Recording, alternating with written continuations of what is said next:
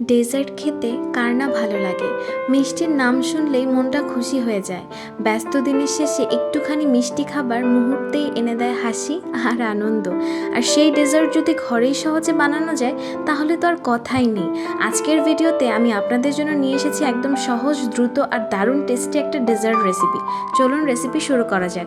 আসসালামু আলাইকুম and hello everyone, আশা করি সবাই ভালো আছেন। আমার নতুন একটি ভ্লগে আপনাদের স্বাগত জানাই। আজকে আমি আপনাদের জন্য নিয়ে এসেছি কাস্টার্ড রেসিপি।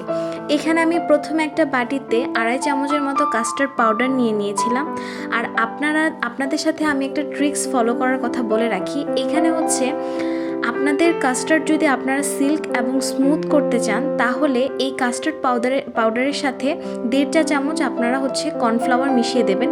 এখানে আমি ক্লিপটা নিতে ভুলে গিয়েছি, তো এই জন্য আমি দেখাতে পারিনি। এখানে আপনারা হচ্ছে 1.5 চা চামচের মতো কর্নফ্লাওয়ার নিয়ে নেবেন, তাহলে আপনাদের দুধটা একদম সিল্ক অ্যান্ড স্মুথ থাকবে, কোনো দানা বা কোনো লাম্পস থাকবে না।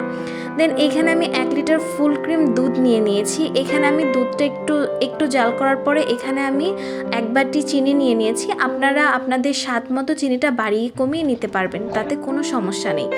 এখানে আমি চিনি অ্যাড করার পরে এখানে আমি সামান্য পরিমাণ লবণ অ্যাড করে নিয়েছিলাম, কারণ মিষ্টিটা হচ্ছে লবণটা দিলে আপনার মিষ্টিটা খুব ব্যালেন্সে থাকবে।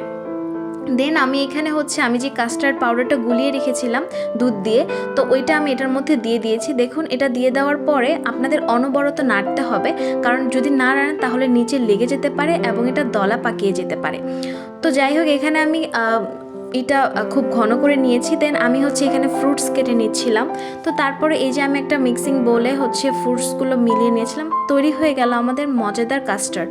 খুবই সহজ, আপনারাও বাড়িতে খুব সহজে বানিয়ে ফেলতে পারবেন এরকম একটা ডেজার্ট।